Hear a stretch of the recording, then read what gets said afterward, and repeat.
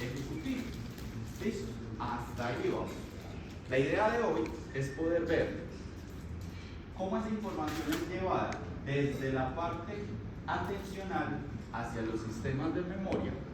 Mañana y el jueves vamos a revisar cómo esa información es llevada a los sistemas ejecutivos y el próximo martes van a ver cómo esa información es llevada hacia los procesos de lenguaje. Y con eso cerraríamos todo el ciclo. Les había quedado debiendo en la pasada. ¿Alguien recuerda qué es el síndrome de mi negligencia? Atencional. Nadie. ¿No le presta atención a qué? A todo el hemisferio, no. La parte izquierda, pues, que se pone a dibujar un reloj, solo dibuja lo derecho, no dibuja lo izquierdo. Solo dibuja lo derecho. ¿Se acuerdan por qué era eso? Daño, doble hemisferio. ¿Alguien sabe cómo ponemos esto blanco? Déjalo así.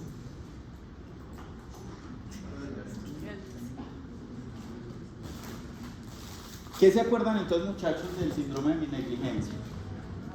La persona elimina lo que ve, pues que para él no existe el campo visual izquierdo. No existe el campo visual izquierdo. Pues lo elimina. ¿Por qué se da el síndrome? Daño en el hemisferio derecho. Daño en el hemisferio derecho. ¿Y por qué en el hemisferio derecho? Porque él mira ambos. El izquierdo solo mira derecho. Porque mira ambos. Pues de Pilas igual. porque estas son preguntas del parcial. Ah, ¿Qué es la atención, muchachos? ¿Qué es el procesamiento atencional? La capacidad de filtrar para concentrarme cierto. Capacidad de filtrar. ¿Y cómo filtro? Por medio de las redes. ¿Cómo filtro la información? ¿Cuáles son esas redes? Red de alerta. ¿Cómo filtra la alerta?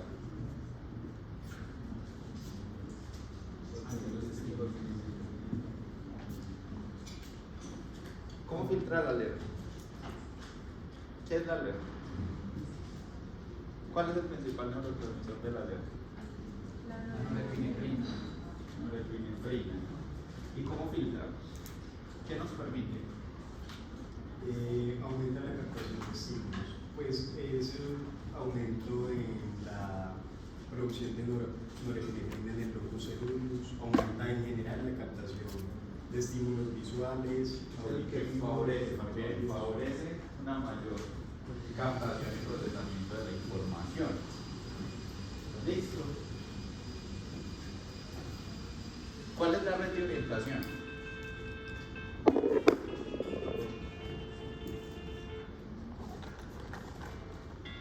La que, Cero. la que me prioriza la entrada de los sensoriales. Pues como que en la alerta recibo el estímulo, en la orientación, pues en la alerta lo recibo y en la orientación lo priorizo. O sea, Pero priorizo cómo. ¿De qué depende el procesamiento de un estímulo en la red de orientación? Lo que necesita de esta situación. No.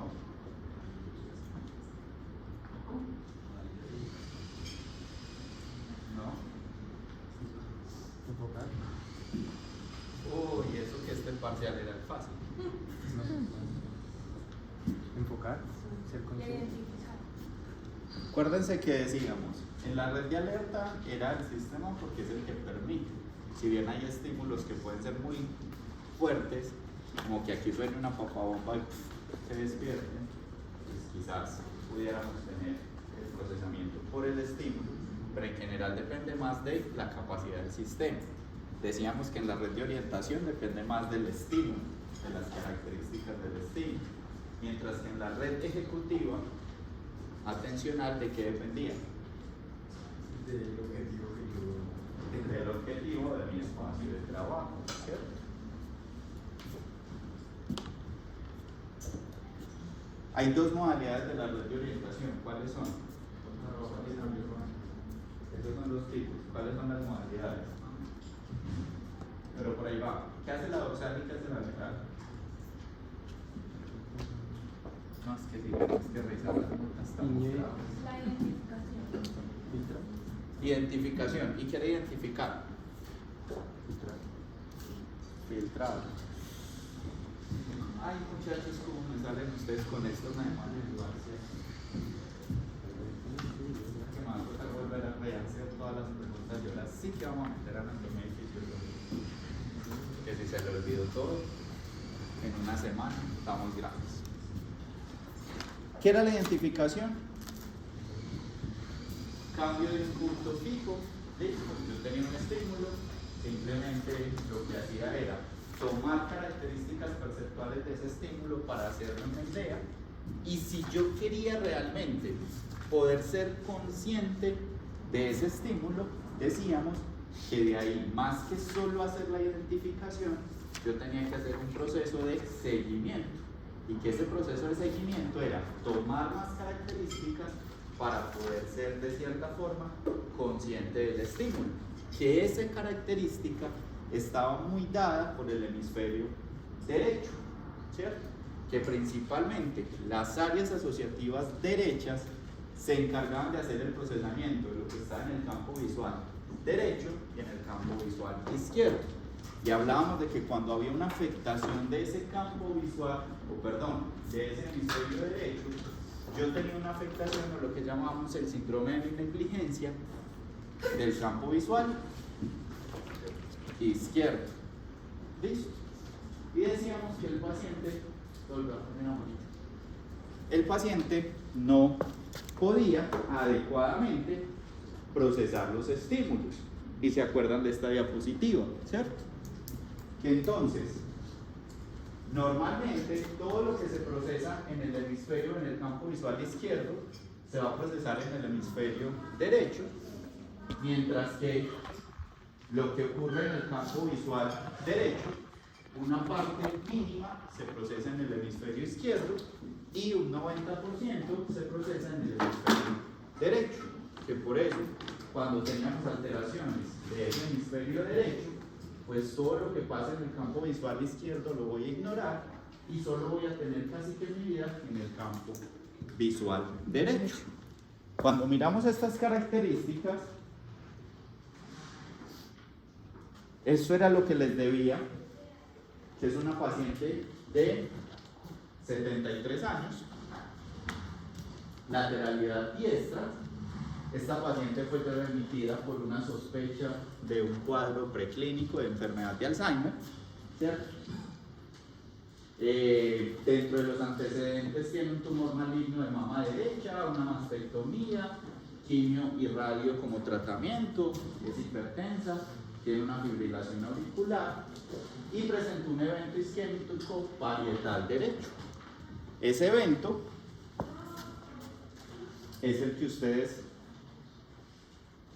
están observando aquí. Bueno, ahí se debería ver el evento isquémico. Por acá vemos una zona isquémica, pero lo que les quería traer de esta diapositiva es que cuando hicimos la evaluación neuropsicológica de esta paciente, en esta evaluación neuropsicológica simplemente le decíamos a la paciente: mire, usted va a encontrar en toda esta hoja estos símbolos. Cada vez que usted vea alguno de estos tres símbolos, lo va a tachar. Si ve este, lo tacha. Si ve este, lo tacha. Y así se va tachando en toda la hoja. Esta es la ejecución que hace la paciente. Y uno ve que hay un predominio del lado derecho. Puede pasar que a la paciente se le haya olvidado la instrucción, porque acuérdense que tiene una sospecha de enfermedad de Alzheimer, tenía quejas de memoria. ¿Será que se le olvidó la instrucción? ¿Por qué no? Primero, sigue acá. Miren que aquí están las imágenes. Segundo, miren que ella empieza a leer y lo hace desde el principio hasta el final. ¿Cuál es el problema acá? Que todo lo está haciendo de este lado. ¿Listo? Entonces, bueno, vamos a hacerle otra prueba. Que de pronto es que está enredada con las rayitas y todo eso. Miren la otra, ¿cómo ven esa? Me dicen si se pone blanco, negro, rojo o sigue amarillo. Blanco. Ahí. Vamos mejorando. Menos mal, solo nos va a tocar 2 clases en este día. Bueno, mentiras, todas las restan, pero bueno. Miren acá, muchachos, esta prueba es similar. Cada vez que usted vea la letra A y O juntas, va a tachar. Miren la ejecución de la paciente. La paciente viene, pum. Viene, pum. Tan. ¿Será que es un problema de memoria? No. Miren que incluso una instrucción un poquito más compleja, porque las 2 letras buscarlas también la ejecuta bien. Lo mismo para la I y la U. Esta es la ejecución de la paciente.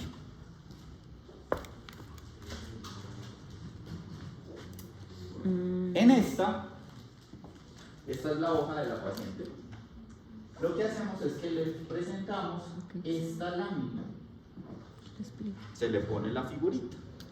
Y la paciente debe escribir lo que observa en la lámina. ¿Qué les llama la atención? Primero, la escritura. Miren que está como si fuera árabe, ¿cierto? Que empieza desde el lado derecho. Segundo, la señora empieza diciendo: la señora está en la cocina secando un plato. Y el niño se subió a un butaco para alcanzar las galletas. Cuando la señora empezó a escribir, lo único que escribió la señora fue: la señora está en la cocina secando el plato. Posteriormente, cuando el evaluador le movió la tarjeta, ella empieza a escribir la otra parte. Miren que aquí, de esta imagen, ella solo está narrando inicialmente esta historia. Está omitiendo el otro pedazo de la historia. ¿Listo? ¿Por qué? Porque todo lo que ocurre en su campo visual izquierdo no está siendo procesado atencionalmente. La paciente no tiene un problema de visión. La paciente incluso no tiene un problema perceptual, porque ella ve, pero el problema es que lo que ve y lo que percibe no lo hace consciente, y por eso es que se presenta este síndrome. ¿Listo? ¿Queda claro, muchachos, esta parte atencional? ¿Le mandamos gafas? ¿Qué le mandaría? ¿Cómo? ¿Ritalina? No. ¿Qué le mandarían a esta paciente? ¿Para qué?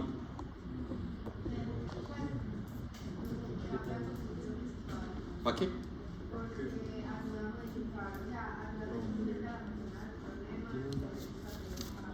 ¿Ella tiene algún problema con la conciencia del problema? No.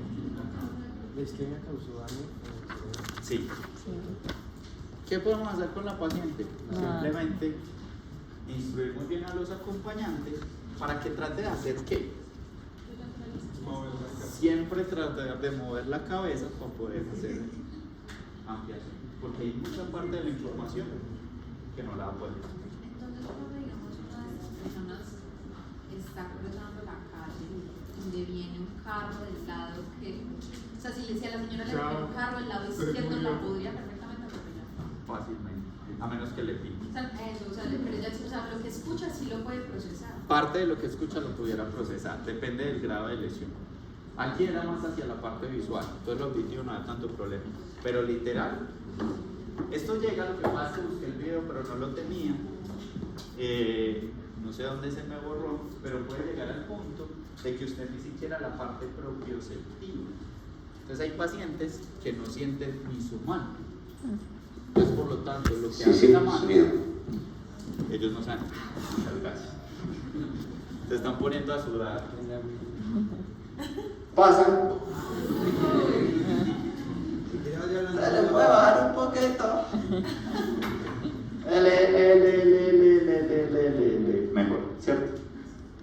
probando, 1, 2, 3. Y ahora sí. Sí, yo creo que así.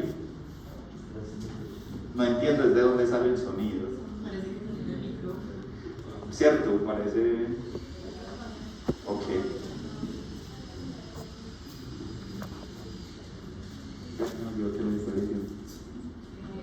Ah, bueno, los pacientes no pueden mover la mano y eso es lo que se llama la mano alienígena. Incluso los pacientes, muchas veces, cuando la mano entra a su campo visual, lo que terminan haciendo es pegar, porque lo sienten como algo extraño, como si tuviera vida propia. ¿Listo? ¿No se le podría poner un parche en el ojo izquierdo para que lateralice eso?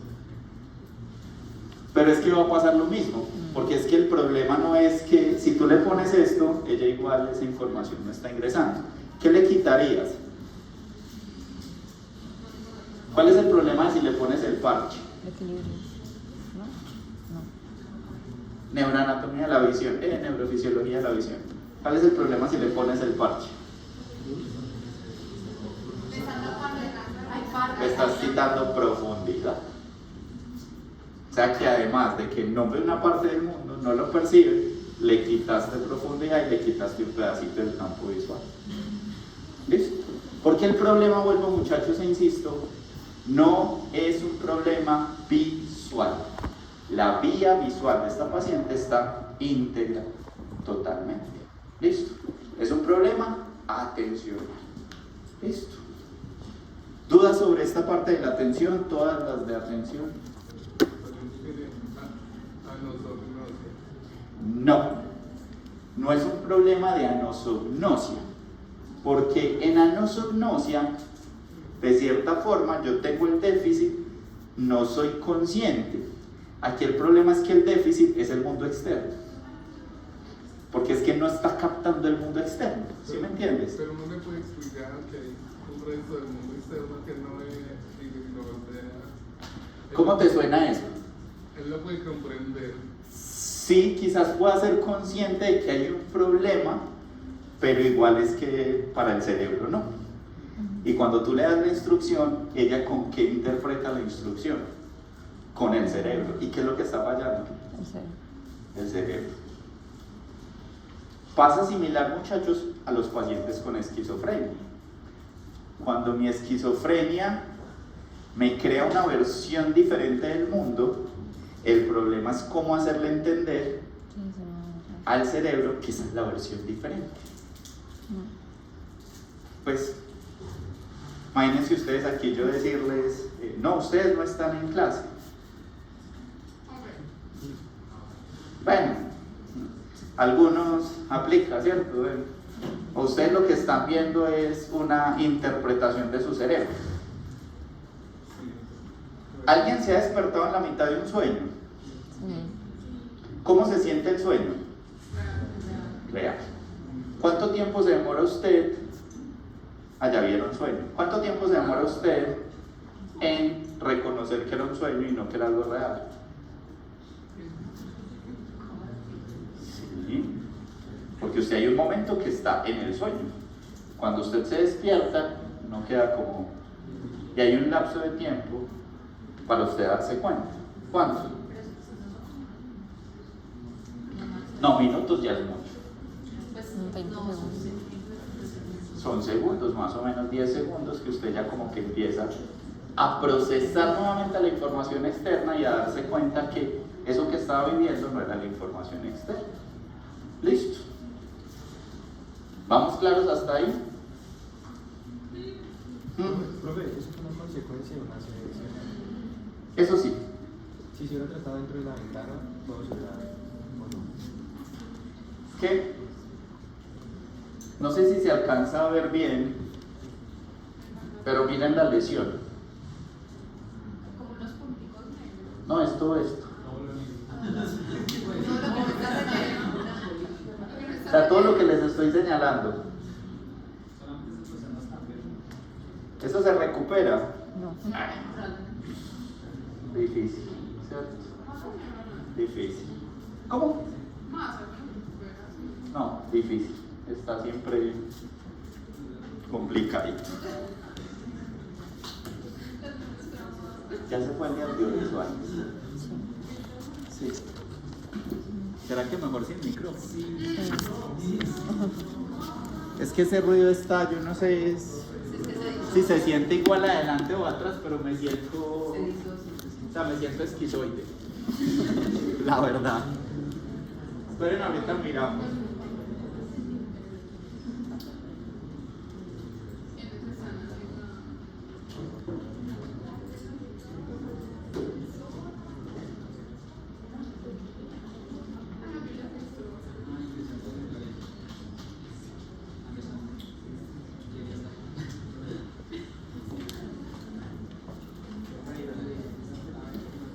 ¿Qué no me escuchan así, muchachos? ¿Sí se escucha? ¿De verdad que? Sí, no me escucho. ¿Me escuchan? No. Bueno, hágale pues con micrófono. Si ahorita empiezo a alucinar, me vuelven a la realidad. O sea, si ahorita empiezo a preguntar y veo que responden y todo, me vuelven a la realidad. Muchachos,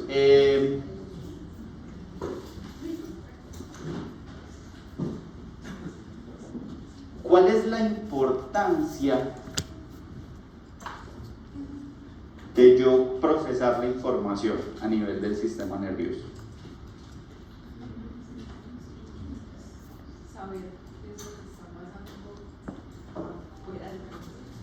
Saber qué es lo que está pasando afuera del cuerpo.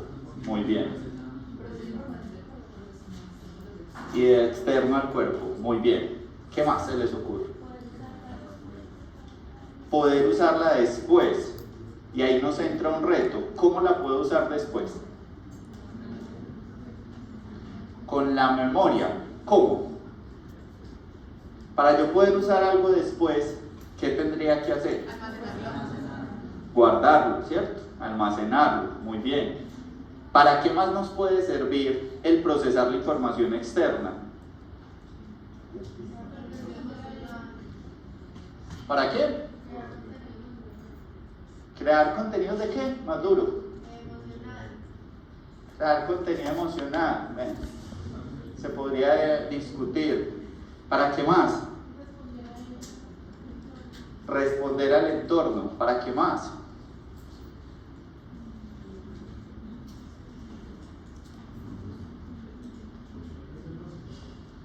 Preservación, ¿cómo?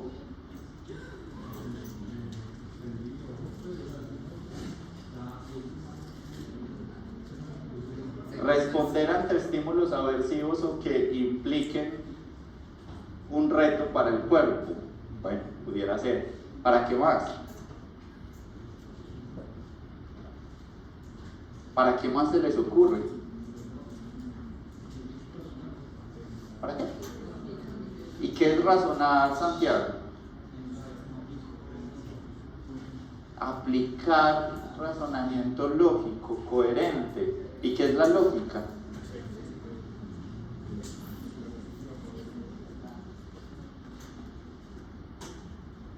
¿Qué se les ocurre por lógica? Darle sentido a las cosas. Esa me gusta un poquito más. ¿Ustedes por qué están sentados hoy aquí?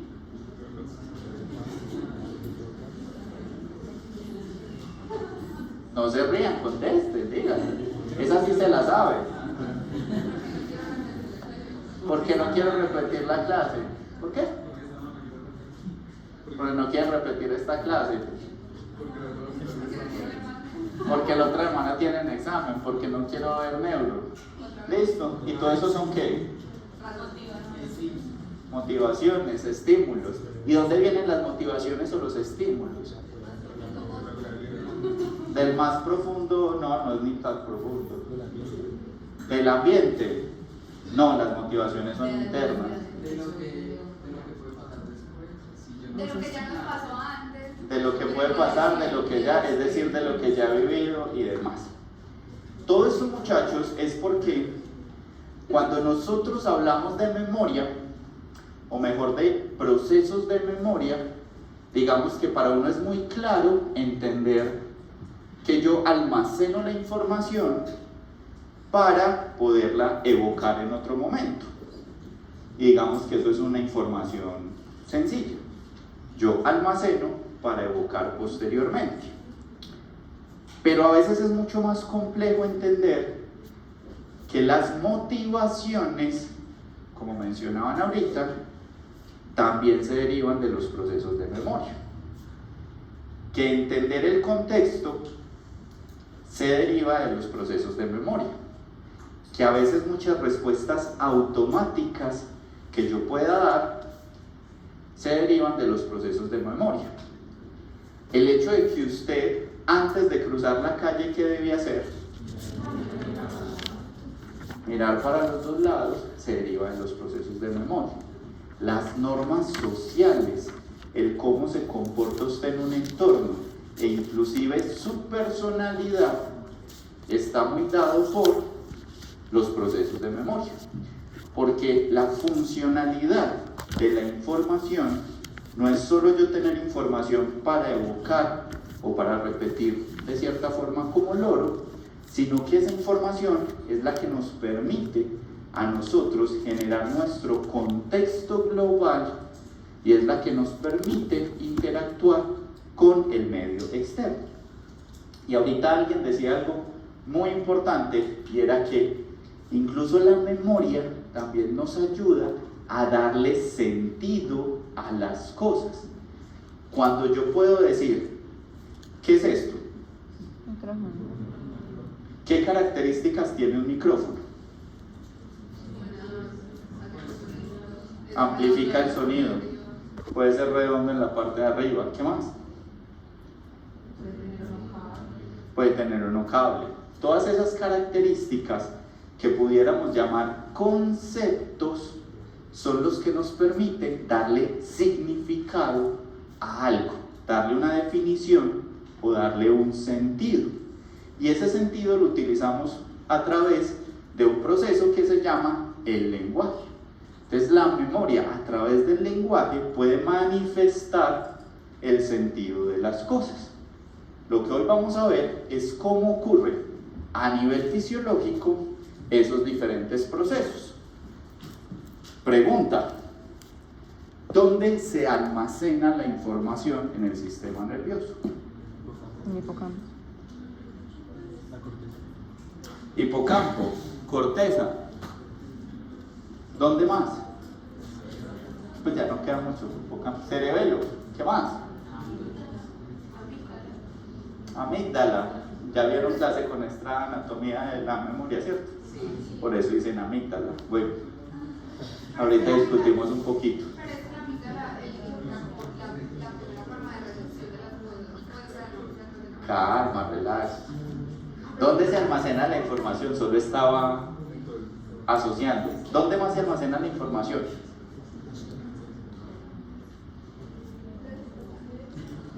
¿Dónde más? Mi pregunta: ¿en los órganos sensoriales yo almaceno información?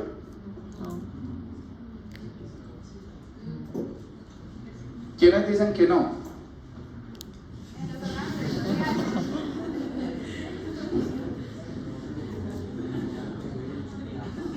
¿Quiénes dicen que sí?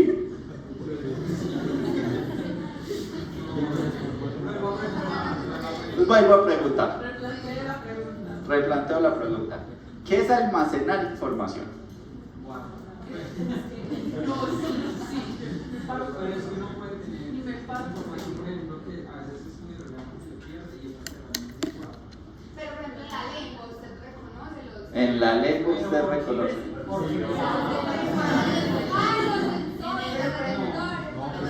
Calma, calma. Por ejemplo, digamos, con este tema de la plasticidad. Pero venga, apartamos de una cosa. Primero, vamos a aclarar conceptos. ¿Qué es almacenar información? Codificarlo. ¿Qué es guardar algo? No se vayan a lo neurofisiológico. ¿Qué es guardar algo? Ahorita vamos a llegar a lo neurofisiológico y en el parcial. Muy bien. Es tener algo en un lugar específico por un tiempo determinado. ¿Listo? Eso es lo que podríamos llamar almacenamiento. Ese tiempo puede ser permanente o puede ser algo momentáneo.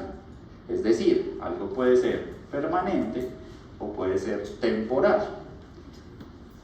Con base en esto les hago mi pregunta. ¿Los órganos sensoriales almacenan información?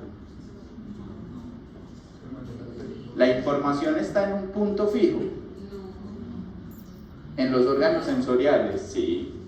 ¿En un momento determinado? Sí. O sea que ahí tendríamos una información temporal, que es lo que podemos llamar una información sensorial o una memoria sensorial. Listo. Toda la información, cuando está en un punto fijo, en un momento determinado del tiempo, pudiéramos llamar que estamos almacenando. Nuestro sistema nervioso, muchachos, desde la información que ingresa por los estímulos hasta la parte perceptual, todo lo que tiene que ver con los recursos atencionales, el proceso como tal de memoria, más la toma de decisiones o la expresión lingüística de la información, durante todo ese proceso yo tengo dos fenómenos grandes. Un fenómeno de almacenamiento o mantener la información y un fenómeno de olvido. De hecho, nuestro sistema nervioso y específicamente el cerebro está más diseñado para olvidar que para almacenar o guardar información. De hecho, es más la información que nosotros eliminamos u olvidamos que la información que almacenamos. Listo. Y eso tiene una explicación y es similar a lo que hemos visto en atención, y es que la cantidad de estímulos que llega al sistema nervioso es superior al número de estructuras que tenemos para procesarlas. Entonces, durante el proceso perceptual, durante el proceso atencional, incluso durante la toma de decisiones, en nuestro sistema van a ocurrir procesos de olvido. Hay información que uno olvida. Ejemplo, la clase de percepción, atención de Tobón, eso se olvidó. Listo. Espero que no pase lo mismo con la memoria, ni con la de función ejecutiva. Pero la mayoría de la información se va a tender a olvidar. Solo una pequeña parte de la información es la que yo voy a almacenar.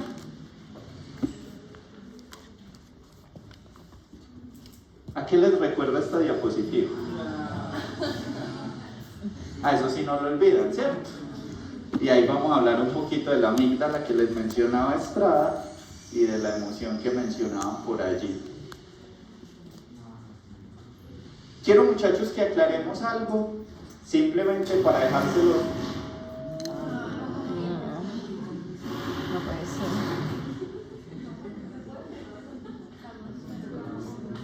Ya está, pero... Quiero, muchachos, que aclaremos dos conceptos simplemente a nivel de información.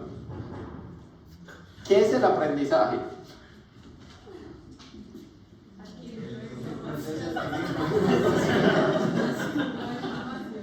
¡Bravo! ¿Y qué es adquirir nueva información? Almacenar. Es decir, que para aprender yo tengo que almacenar.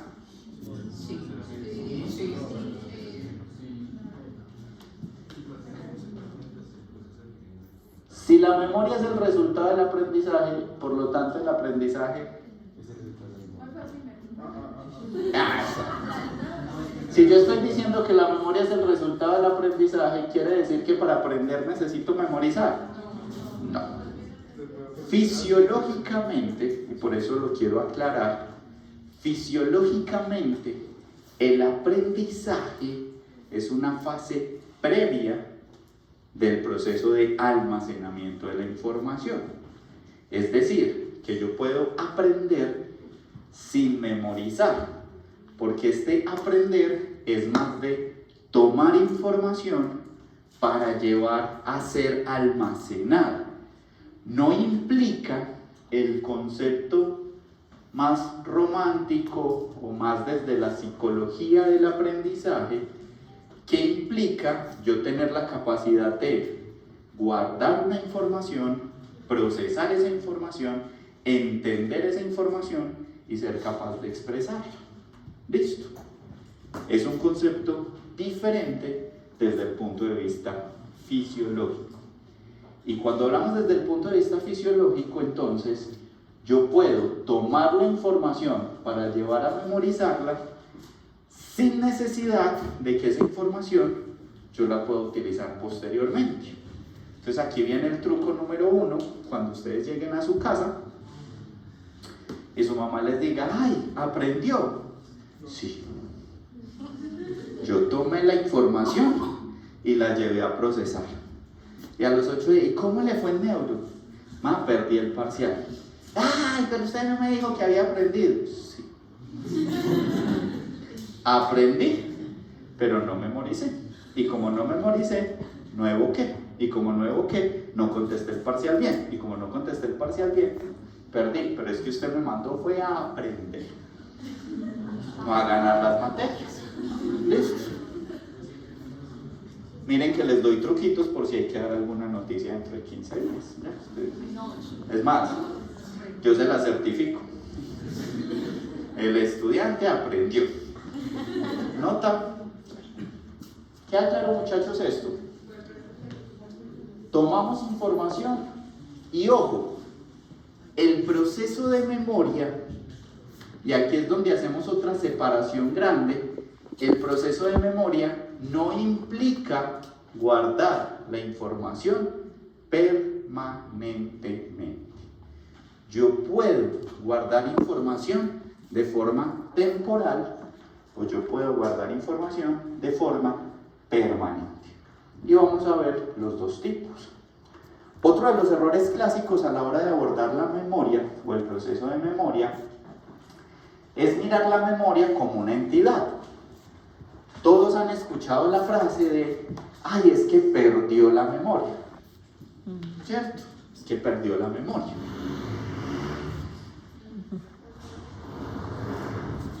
Son 3 y ahí pagan. Ya. Entonces,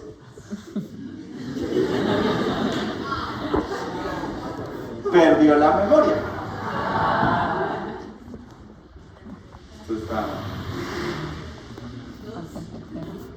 Tercera y para.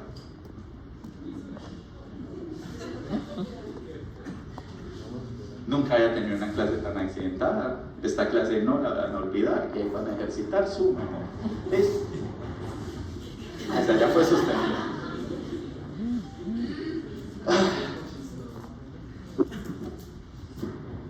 Cuando hablamos entonces, muchachos, de la memoria como entidad, cuando usted le dicen perdió la memoria, el gran problema que tenemos es que uno no sabe si la persona perdió la capacidad para procesar la información y almacenarla o perdió la información como tal. De hecho, ¿cuál es la enfermedad por excelencia donde su signo característica es la pérdida de la memoria? La enfermedad de Alzheimer. Listo. Cuando usted toma un paciente con enfermedad de Alzheimer en la fase inicial, si usted le pregunta qué es lo que se le olvida, ¿qué es lo que olvidan estas personas? Lo más reciente. Entonces ahí va mi pregunta. ¿Es un problema de olvido o es un problema de almacenamiento permanente de la información? Almacenamiento permanente. Y la gran prueba de eso es que si a usted esa persona le pregunta cosas del pasado, sí las va a recordar. ¿Por qué? Porque la memoria como tal no se daña. Ya perdimos el primero. No, esto se compone, monstruo, tranquilo, ya, se fue. 2. No, esto se compone, le aseguro que se compone. En serio, mire, sí, tranquilo, no, ya. Eso, bueno. Parcial especial para ellos dos, maravilloso. Tenemos la... Ahí vuelvo, no escucharon, vale. Cuando yo hablo del proceso de memoria, el proceso de memoria me va a implicar no solo almacenar, sino también evocar. Por eso estos pasos Por esto estos pacientes no podemos decir que tengan una alteración de la memoria, porque ellos lo que están perdiendo es la capacidad de almacenar. Listo, no la capacidad de evocar, ni siquiera la información que tienen guardada. Listo. ¿Dudas hasta acá?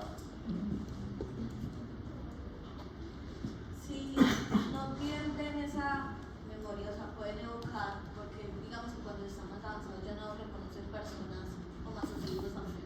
Porque ya cuando está más avanzado pierde el problema de almacenar y ya progresa a la información, porque ya hay una pérdida de la información e incluso de las estructuras que permiten evocar.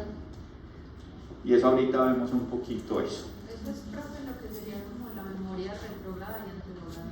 Es un poquito de eso. Cuando hablan de la anterógrada es la información nueva. La que se va a almacenar, esa es la que... Exacto. Yo fisiológicamente prefiero más un problema de almacenamiento o de evocación, porque es que anterógrado, lo nuevo, hay cosas de lo nuevo que ellos sí logran de cierta forma guardar.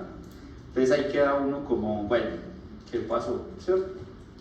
Y lo retrógrado también es cuánto tiempo es lo retrógrado.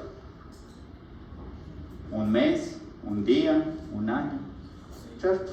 6 meses. Cuando nosotros hablamos, muchachos, de la memoria, también hay que entender que hay diferentes tipos de información, que es lo que pudiéramos llamar los diferentes tipos de memoria.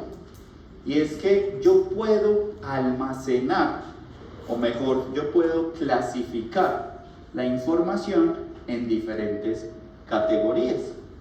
Una de las más utilizadas es lo que llamamos la memoria a largo plazo y la memoria a corto plazo. A mí esta clasificación no me gusta por el mismo problema que les ponía ahorita. ¿Cuánto tiempo es memoria a corto plazo?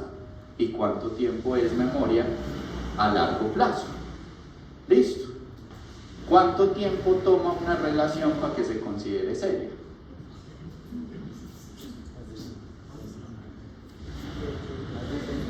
Cinco meses. 5 meses. Ni con el micrófono.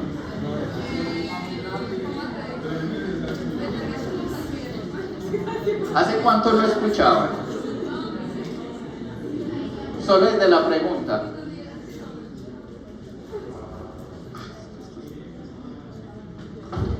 No creo que esto ayude mucho, pero bueno. ¿Hace cuánto no escuchaban? Solo la pregunta. Les decía que a mí no me gusta la definición de memoria a corto y largo plazo, porque cuánto tiempo dura el corto y cuánto tiempo dura el largo plazo es muy difícil establecerlo. Por ejemplo, ¿cuánto tiempo se considera que ya una relación es seria? Es subjetivo. ¿Cierto? Depende. Hay gente que con la primera salida ya. Hay gente que 6 meses y todavía está en la etapa de flete machacante o cualquiera de sus versiones. ¿Listo? Entonces, fisiológicamente ocurre lo mismo con ese nombre. Por eso yo no utilizo mucho el nombre de memoria a corto o largo plazo, porque realmente hay información que desde el primer momento puede ser a largo plazo, mientras hay información que puede permanecer en el sistema nervioso durante años y será a corto plazo. ¿Listo? Usted puede tener un flete durante años y nunca oficializarla, ¿cierto?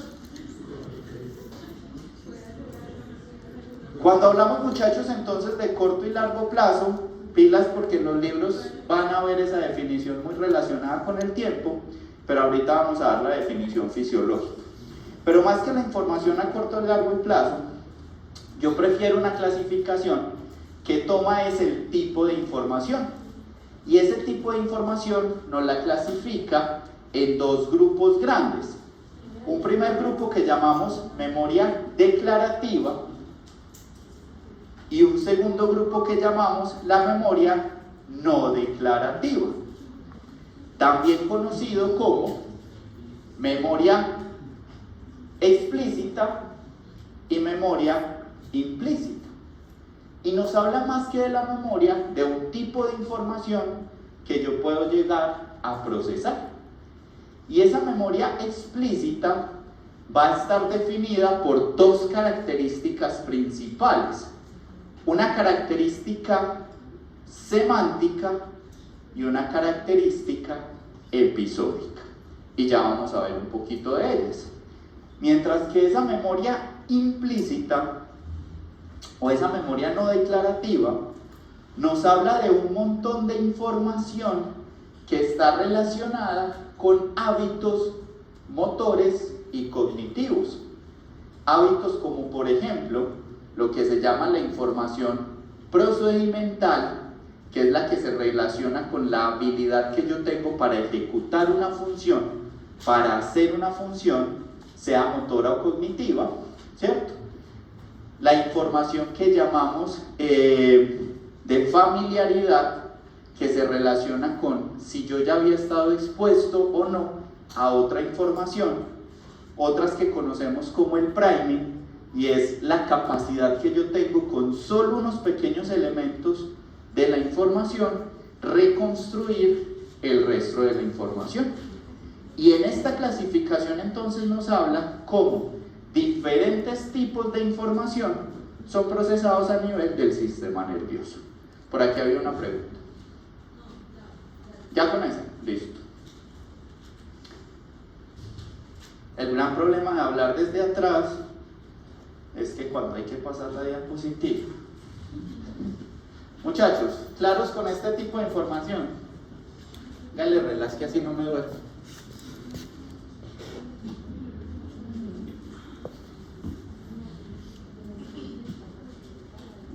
Pilas, nos quedamos encerrados. Hay oxígeno para el perro.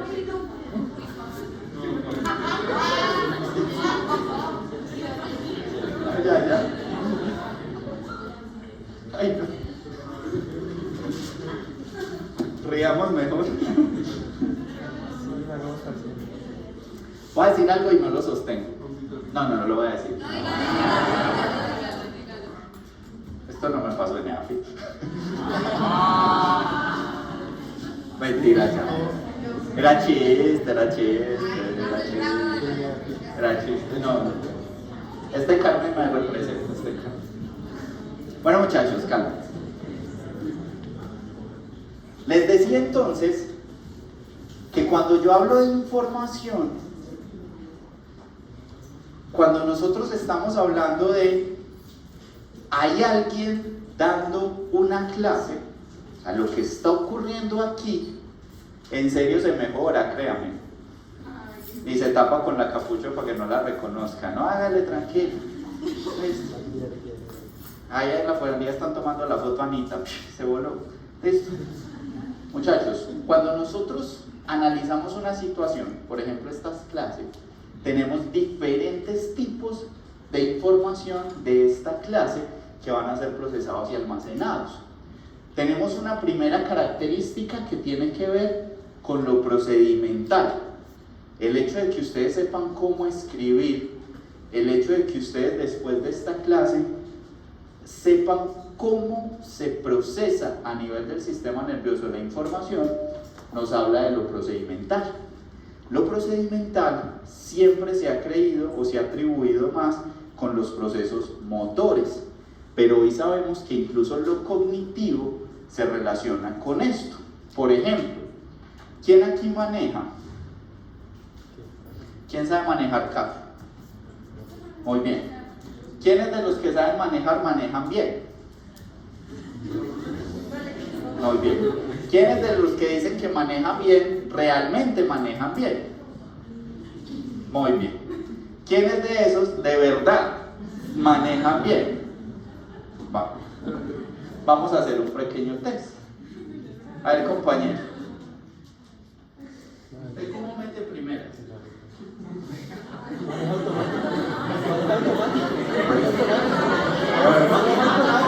Pues el mío es automático, pero meto clutch. Y estamos hablando de gente que maneja, esas maricaditas de automático. Pues, eso... Clutch primera. Solo para poner primera. Más primera, sí. Clutch primera. Clutch primera.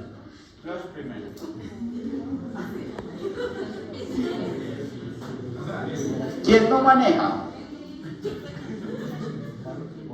¿Te quedó claro? No. No. ¿Usted es capaz de explicar cuál es el grado de tensión muscular y la coordinación que tiene que tener entre la mano y el pie para meter primera? No. Esa es una información, claro. Ojo, usted lo sabe. ¿Cuál es el problema? No es capaz de expresarlo. Por eso es que este tipo de información se llamaba no declarativa, o hacía parte de la información implícita, porque yo la sé pero no soy capaz de expresarla. Cuando a uno le enseñaban a manejar, yo aprendí a manejar en un Renault 4, primera, segunda, tercera, cuarta, reversa. ¿Listo? Hasta ahí llegaba. Cuando a uno le enseñaban, uno decía, ¿y cuándo tengo que meter el cambio? El carro le dice.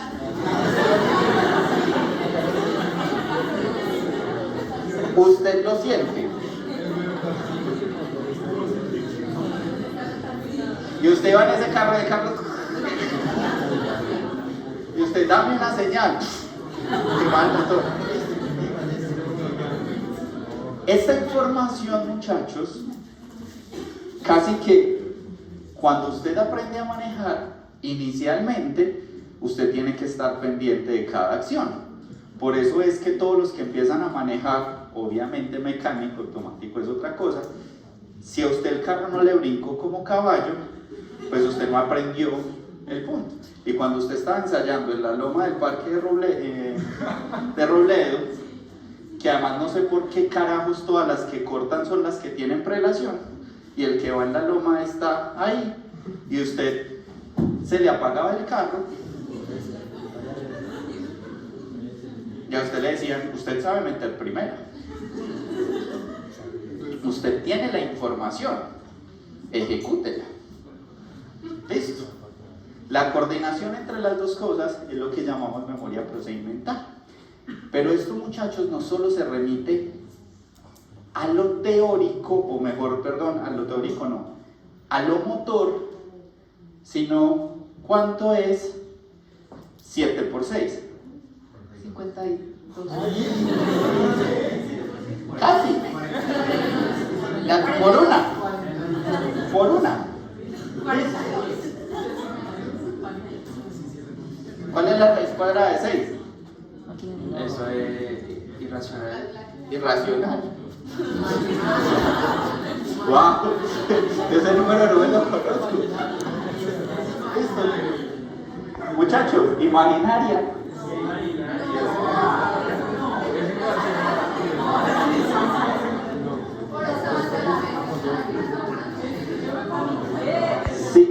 Si yo le pregunto a esto a un estudiante de ingeniería que está recién viendo cálculo y las materias básicas, ellos han desarrollado esa memoria procedimental para las ecuaciones.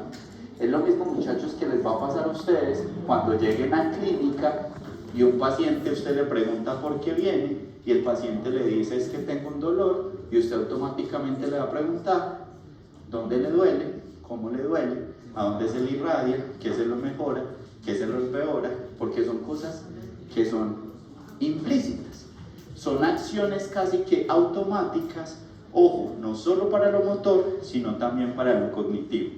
Y pilas, porque esa es una pregunta fija en parcial que siempre se tira. ¿Listo? Como usted no quiere ver la clase grabada, no repetimos. No es solo, muchachos, ojo, la información implícita o procedimental mejor, no es solo para hábitos motores, sino también puede implicar hábitos cognitivos. Ejemplo, tablas de multiplicar, cuando usted le ponían a despejar la X, ¿cierto? o encuentre la X, aquí está. Y todo eso, esos hábitos también hacen parte de esta memoria procedimental, que es una de las clasificaciones de lo que consideramos como memoria implícita. ¿Listo?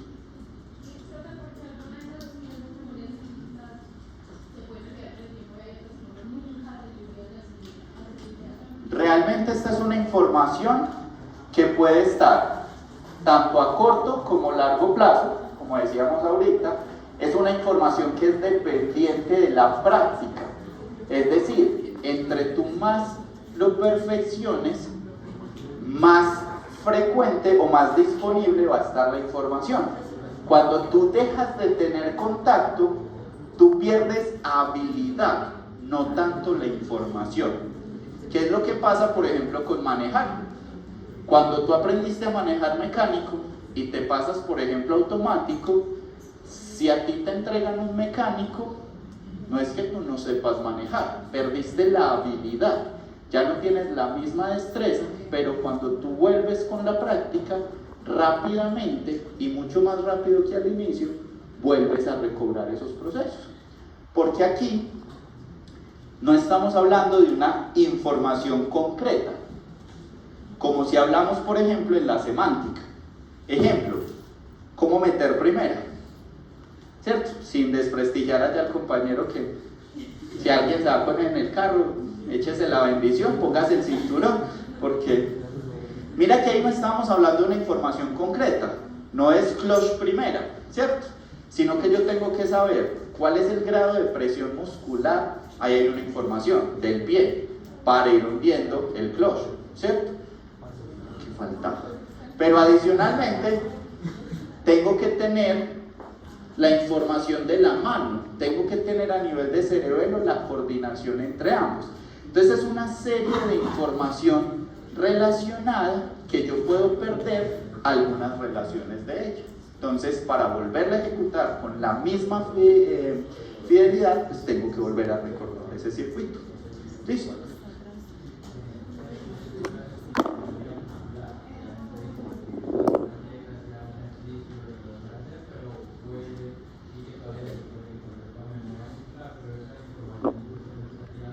No está en el músculo. Y de hecho la memoria muscular, realmente eso está en el cerebro y hace parte de esta información procedimental. Porque es que más que la memoria del músculo, ¿qué es lo que uno recuerda? El movimiento, la acción, la contracción. ¿Listo? O sea, tú recuerdas es cómo hago, por ejemplo, en el caso de taekwondo o karate, cómo es el movimiento, desde dónde nace el puño, dónde hago la fuerza y la tensión. ¿Listo? Entonces ahí también estamos hablando de esa memoria procedimental. ¿Listo? ¿Queda claro, muchachos, esa primera información? Muy bien. Vamos a hablar de otra característica que es el priming. El priming, si esa traducción no... Pero es que es... Pues para los que no hablan inglés, sorry. Mentiras, he buscado traducciones y nunca las relaciono.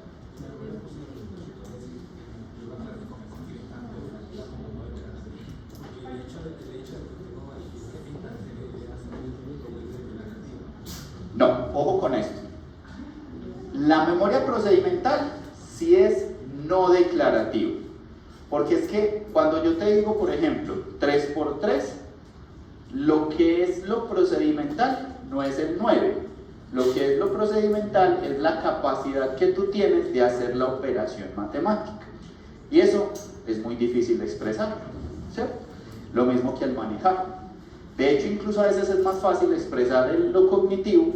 Usted cómo despeja la X, ay, pues yo llevo aquí, bajo, subo esta, quizás, listo. Pero por eso se clasifica dentro de lo no declarativo, porque no es la respuesta como tal, es el procedimiento que tú tienes que hacer, listo.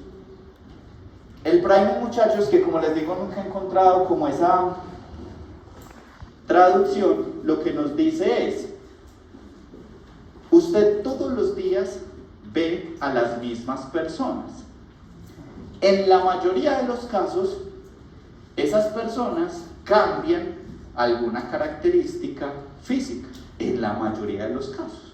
¿cierto? Hay gente que siempre viene con el mismo buzo, misma camisa, pero en la mayoría de los casos usted cambia el peinado, cambia la camisa, el pantalón, listo. Hay gente que todos los días viene una transformación diferente, listo. ¿Cómo hace usted para reconocer esa persona como la misma persona todos los días? A través de este fenómeno de la información, en donde usted es capaz de tomar toda la información y usted dice, esta persona tiene estas características claves que me permite saber que es esta persona y no una persona totalmente diferente. Por eso si la compañera el día de mañana viene peliverde, pues uno va a notar algo raro, pero usted va a saber que es la misma persona. Listo. Y si me devuelvo unas clases atrás, ¿y qué pasa que si alguien la ve y no identifica el color verde? Es que la está viendo como un objeto. Eso sí se lo aprenden, ¿cierto? Pero la berraca redes atencionales no. Muy bien. Muy bien. Listo. El priming, muchachos, es lo que nos permite que si ustedes ven esta serie de puntos y previamente habían visto esta imagen, ustedes no necesitan todos los elementos para poder saber que esto corresponde a la imagen. Aquí hay un rinoceronte. No, ¿cierto? ¿Tiene cuerno? No. ¿Tiene forma de animal? ¿Tiene las 4 patas? ¿Tiene esto? No. Como ustedes están de cierta forma imprimados, por esto es que ustedes lo ven como un rinoceronte y son capaces de identificarlo. Y este fenómeno lo utiliza el sistema nervioso para yo no tener que procesar todo el tiempo todas las características. Es decir, el sistema nervioso solo empieza a reconocer algunas características y con eso ya puede tomar la decisión. La mayoría de las veces nosotros tomamos decisiones sin tener todo el contexto. Por eso es que cuando ustedes leen la pregunta, responden cualquier barra basada y después cuando están en la revisión vieron el no, o vieron el excepto, o vieron el derecho. Listo, porque el cerebro trata a través del efecto de priming de tomar la menor cantidad de información posible para generar una respuesta. Por eso, lo primero que les dice a ustedes el encabezado de todos los parciales con Tobón es que lea bien las preguntas, vuélvalo a leer. Lo que les estoy diciendo ahí, muchachos, es supriman el efecto priming de tratar de tomar la información más evidente, porque probablemente si hay una cascarita, si hay un excepto, el cerebro no lo va a ver inicialmente. Por eso usted vuelve y revisa y verifica y ya está suprimiendo este efecto. ¿Listo?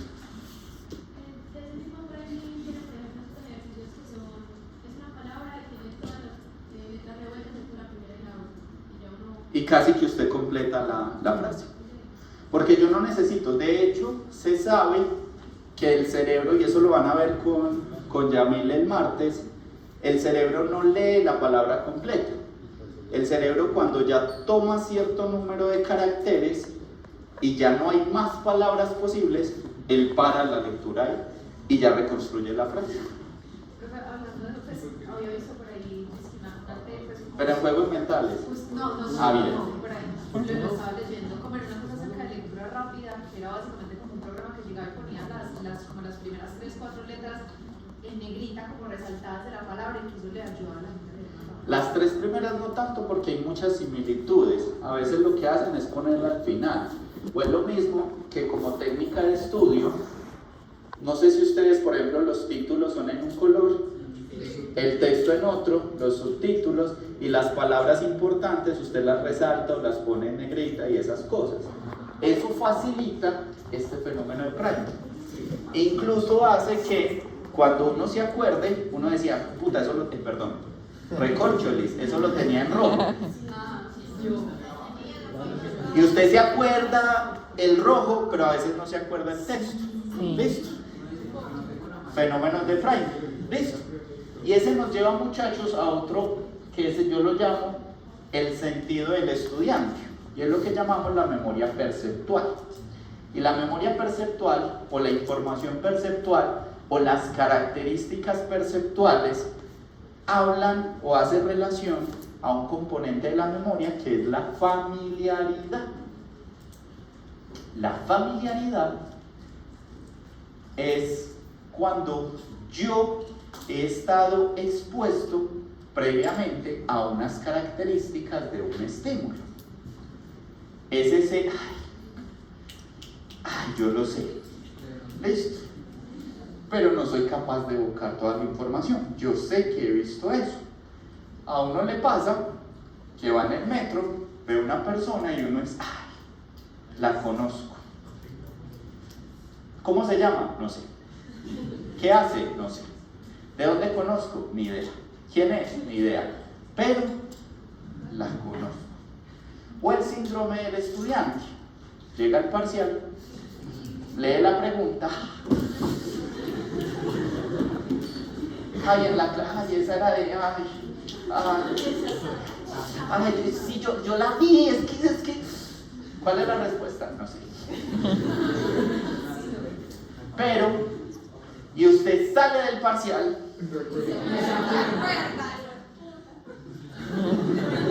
Recorcho. Y usted sale del parcial. Esa es una característica de familiaridad. Miren, muchachos, que cuando no estamos hablando de información específica, estamos hablando de que yo una misma estímulo, una clase, puedo tener componentes de cada una de estas características de la información. ¿Listo? Puedo tener priming, debo tener información perceptual o familiaridad, puedo tener información procedimental a la hora de evocar una información.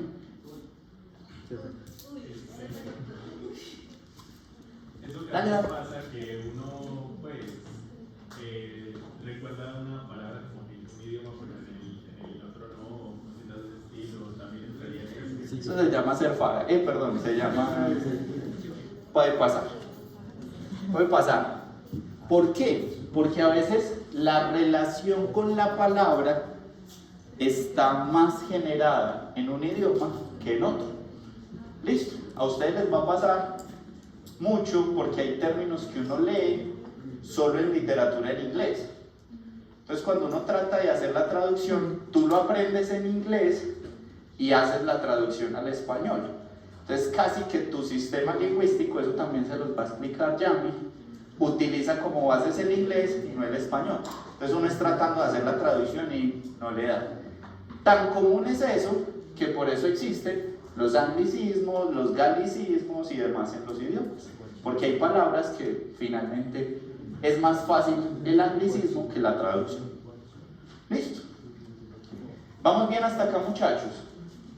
Esas son las características que pudiéramos llamar implícitas. Las características que podemos llamar no declarativas. Hay dos características que son mucho más fáciles de declarar y que a veces son un poquito más difíciles de poder asociar, pero vamos a tratar de hacerlo. Uno es la característica que llamamos lo semántico, y lo semántico hace relación a los conceptos, el concepto como tal, y los conceptos, como les decía ahorita, son los que nos dan los significados. Por ejemplo, ¿qué es una arepa? No sé. Arepa. Una preparación de maíz. Preparación de maíz. Pues una comida tradicional. Comida tradicional. ¿Sabe rico? Masa de maíz. Maíz ya. Harina. También hay de harina. No sé, no, arepa no sé, no. ¿Qué una arepa?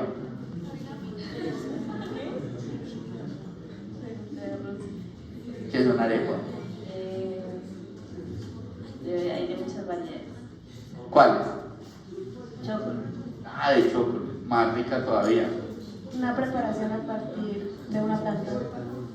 Preparación a partir de una planta, pero ya era el maíz. Es necesario cocinarla. Hay que cocinarla, ¿cierto? O frita, que a veces sabe más bueno. O sea, una mezcla de cosas. Mezcla de cosas. Esa respuesta fue una mezcla de cosas. ¿Qué más puedes decir de una arepa? No, si así es la recursividad para el parcial, con razón. ¿Qué más? Plana. Puede ser redonda, puede ser cuadrada, puede ser triangular, puede ser rellena o no, va con quesito. Listo. Puede tener cualquier tipo de significado. Eso, muchachos, cada una de esas características es lo que llamamos los conceptos, es lo que llamamos la información semántica, las características que yo tengo asociadas a un objeto. Miren que estas características en la mayoría de los casos son muy fáciles de describir, son muy fáciles de declarar, por eso hacen parte del componente declarativo del tipo de información o de la memoria. Yo lo puedo expresar fácilmente. ¿Listo? ¿Cuál es la capital de Australia? No. ¿Cuál? Canberra. ¿Listo? ¿Y cuál es la capital de Tailandia? Hay que viajar, muchachos, hay que viajar. ¿Listo? Todos esos conjuntos, muchachos, es lo que llamamos la información semántica. ¿Listo? Es lo que llamamos los conceptos. Eso ya es explícito o declarativo. ¿Listo? Y hay otro componente de la memoria explícita que es lo que llamamos la información episódica. Y la información episódica se relaciona con el paso del tiempo. Es el momento del tiempo en el que yo almacené o evoqué un concepto. Cuando usted le pregunta a un niño de 2 o 3 años, ¿cuándo jugaste con tu primito?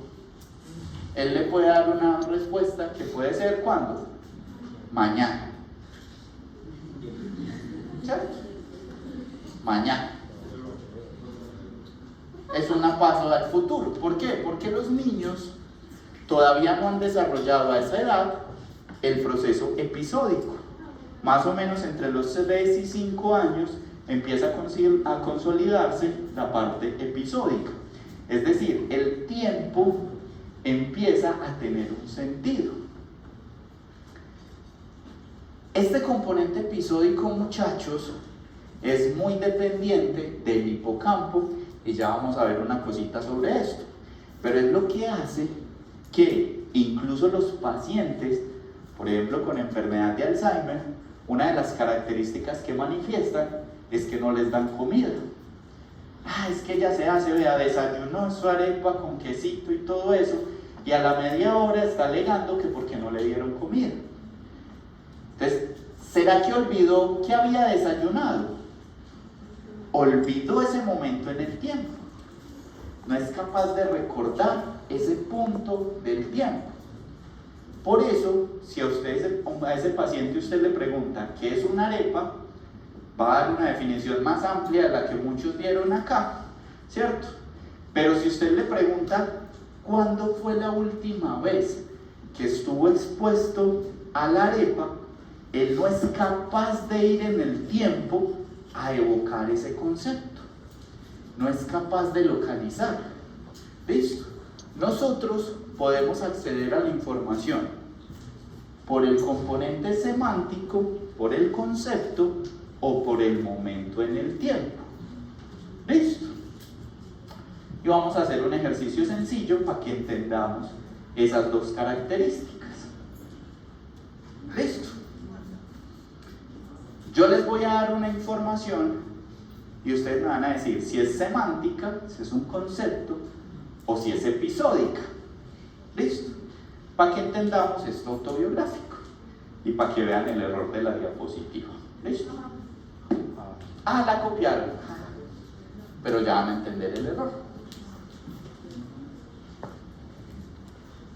¿Cuál es tu fecha de nacimiento? 28 de marzo del 2003. 28 de marzo del 2003. No preguntemos la de tu uno.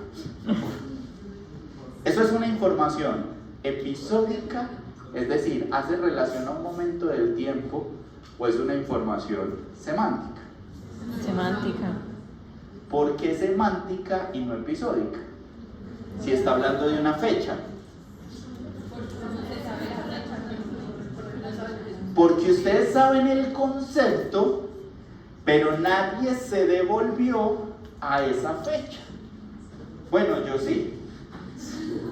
Pues al 2003, le dije, pues puchica, yo en el 2003 ya estaba estudiando medicina y esta bella criatura no había ni nacido, estoy muy viejo.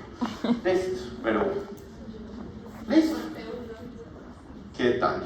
Yo ya corte 6 y me gradué en la 8. Y si nos da tiempo les explico el porqué. Que querían burlar de todo, ahí les tengo mis notas. Ahorita les muestro mis notas para que vean. Listo. Ojo, muchachos. Entonces ahí para ella es semántica y para usted fue episódica. Para ella fue semántica y para mí fue episódica. ¿Cuál fue el problema? Que yo me devolví al año en general, no a un momento específico. Por lo tanto, para mí también fue semántica. Diferente a que yo le pregunte. Pero es que A la mamá de ella. eso no. Usted, compañero, ¿cuándo hizo su primera comunión? No sé, pero ¿se acuerdan? ¿Le viene alguna imagen? Estaba de blanco. Yo también me acuerdo de la mía, no me acuerdo de la fecha. ¿Se acuerda de la primera comunión? No me acuerdo de la, yo tampoco me acuerdo de la. Lo que pasa es que aquí, ¿cierto? Hay como 8 días. Ay, sí, hace 8 días y estaba blanco. No. Listo. Eso, muchachos, es una información semántica o episódica. Episódica. Porque yo me estoy devolviendo a un momento del tiempo. Ese momento del tiempo puede que yo no sepa cuándo es, pero sí es un momento específico del tiempo. ¿Listo? ¿Estamos claros ahí? La diferencia entre episódica y semántica. Y el error que les decía en la diapositiva es porque cuando hablamos de la memoria autobiográfica o de la característica autobiográfica de la memoria, uno de los errores comunes es que se dice que lo autobiográfico es episódico, pero yo puedo tener información autobiográfica episódica e información autobiográfica semántica.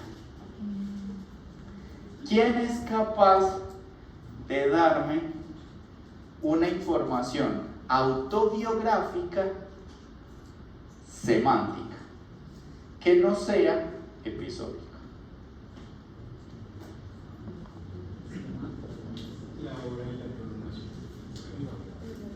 La hora en la que uno nació o la fecha en la que uno nació. ¿Listo? Eso es una información ¿qué? Semántica, es un dato concreto. ¿Eso me es capaz de transportar a mí a un momento específico? No. ¿Y por qué yo no soy capaz de transportarme a un momento específico de mi nacimiento? Porque no tengo el circuito de la memoria episódica. ¿Se acuerdan que les dije que se consolida más o menos de 3 a 5? Por eso es que uno generalmente tiene recuerdos después de los 3 añitos. No es que el recuerdo no esté, es que usted no tiene forma de acceder a él porque no tiene la huella episódica. Pero probablemente lo que le enseñaron entre los 0 y 3 años, usted sí se acuerda. O si no, ¿de dónde aprendió a decir mamá? ¿Usted es capaz de volver al momento preciso en el que le dijeron por primera vez mamá? Nunca me han dicho.